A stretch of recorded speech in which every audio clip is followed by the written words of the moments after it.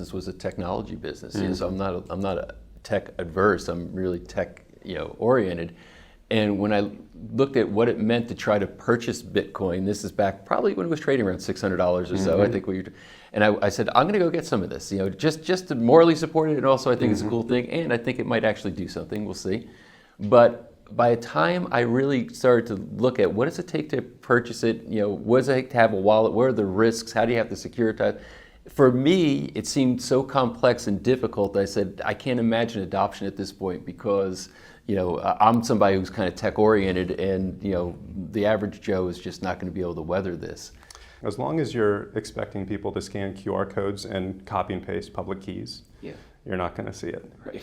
And one of the projects that I follow is all about putting the visual layer, if you will, on top of the blockchain. So everything is in the form of a graphical asset basically, and you don't see the code anymore. If you want to send someone an asset, you just swipe it or text them, this little digital icon, and that's it. And it's a digital asset at that point. It can't be copied, duplicated, and you own it.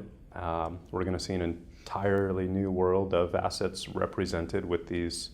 Might be a can of Coke at the store downstairs. Well, I have one on my phone. Represents a real can of Coke. I can go up to the machine. I can make that transfer, and out comes a real can of Coke, and the digital version's gone. It's going to be a really neat future here, but we're just now going through the ideation phase of what it could be. So, and I think that's going to be the tipping point when it gets kind of consumer friendly in that respect. The adoption, I think, will be exponential at that point. Yeah, once you're using blockchain without knowing that you're using blockchain is when frankly the opportunity is over. Yeah. So right now, the more complicated it is for people, which is what I tell them, the fact that this is difficult and hard means that there's an opportunity here. So. Well, were you surprised, like when I first was seeing this, that the government stayed passive? Because as you said, the genie's out of the bottle now. I thought the government would try to clamp down on this so quickly because government control of currency is a major foundation of why the government thinks it exists. Right. And then suddenly it was out and they were doing nothing. Was that surprising to you? Yes and no. And I've had a lot of conversations with some really smart friends about this because I still don't understand why either. Yeah. And, so the global crypto market cap, the entire asset ecosystem around the world is less than $300 billion today. That's around the market cap of Walmart. Mm-hmm. So I don't think they're paying attention to it, or at least they weren't initially because it was just small in a fringe application. Mm-hmm. But I also don't think that they could get anything accomplished quick enough anyway. Does anything move fast in Washington? Yeah. It takes years. Right. And this is moving faster than any other technology is developed. The adoption is moving faster than anything else. And so even if they wanted to, I don't think that they would practically be able to make it happen. And so there have been a lot of smart entrepreneurs like Patrick who've been out essentially lobbying and educating Washington and saying, look, this is here. It's not going away. So now we have two options. Do we become this center hub of development and innovation as we were for essentially the first internet applications? Right.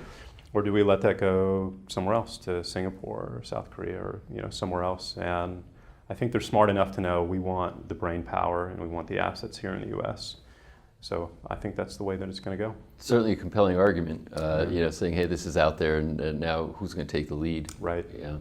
Now, what about the wider application of blockchain, beyond a currency, but what else it can do in the world? What are you seeing? Well, beyond a currency and around the tokenization of securities, it really is it just comes down to people. And there's going to be two different types of applications. There's a truly decentralized application, which takes people out of the process. And it's funny, I have a very smart entrepreneur friend here in town who is not a fan of Bitcoin or blockchain. And he's like, I know it's going to get hacked. I know people. Someone's going to come in and corrupt it. Mm-hmm. And it just told me that he doesn't really get it, because you buy Bitcoin and use crypto because you don't trust people and you don't want people involved in the process. Right. So, I think the big piece around this is Bitcoin is creating a trust-based economy. It's taking inefficiencies that are created in any market by fraud, theft, obfuscation and deceit, and it's going to get rid of that. And that's, I think, the big transformational piece of this.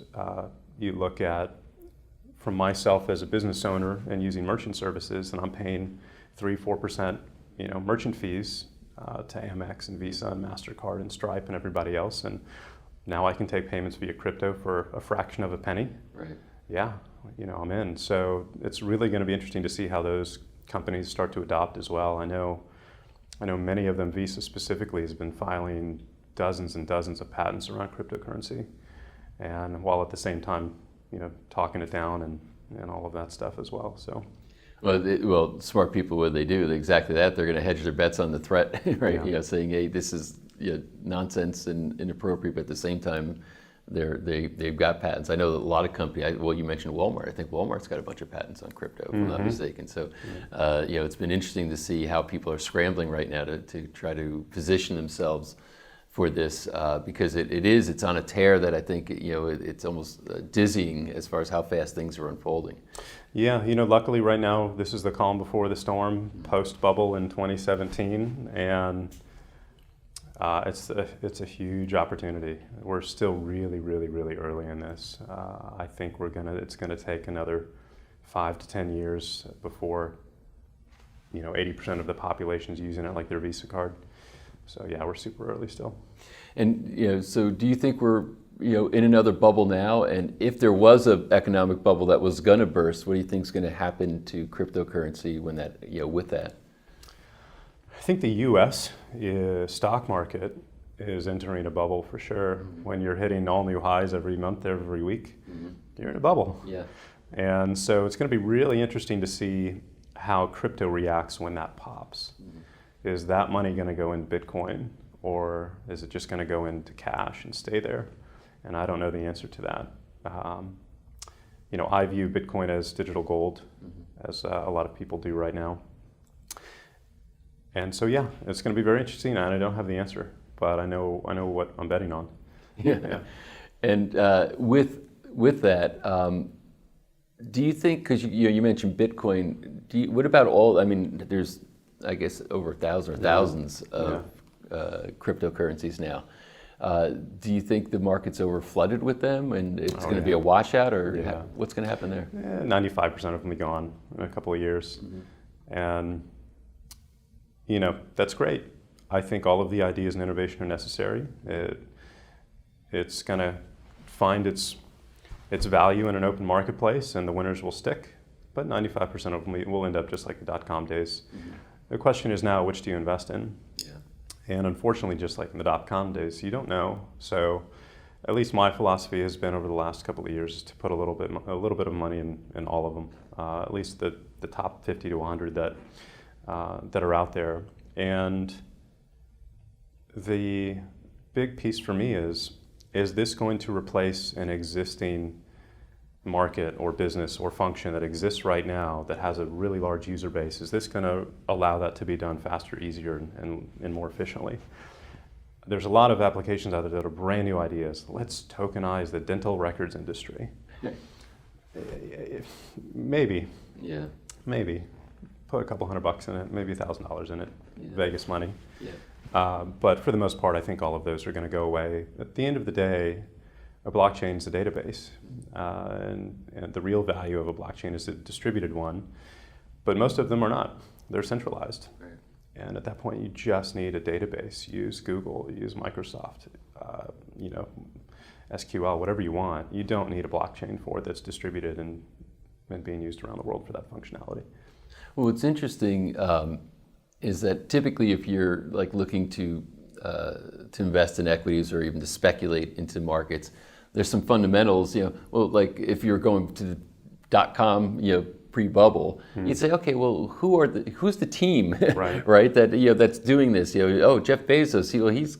He's running Amazon. I kind of think he's got his act together. Blah, blah. You have certain things to grab onto to say, I'm gonna do this research to make my investment. Here, it's a little bit more abstract, right? As far as how do I pick which coins? 90% of the websites I've seen for these applications, and I'm somewhat educated around this space. I'm you know, on a scale of 1 to 10, I give myself a solid 4 or 5. But I'm not on the engineering side. But you go to the website and it's just all of this tech jargon. And that tells me that they're not in touch with solving a mass consumer problem. They're in touch with building something that they think is really cool. Right.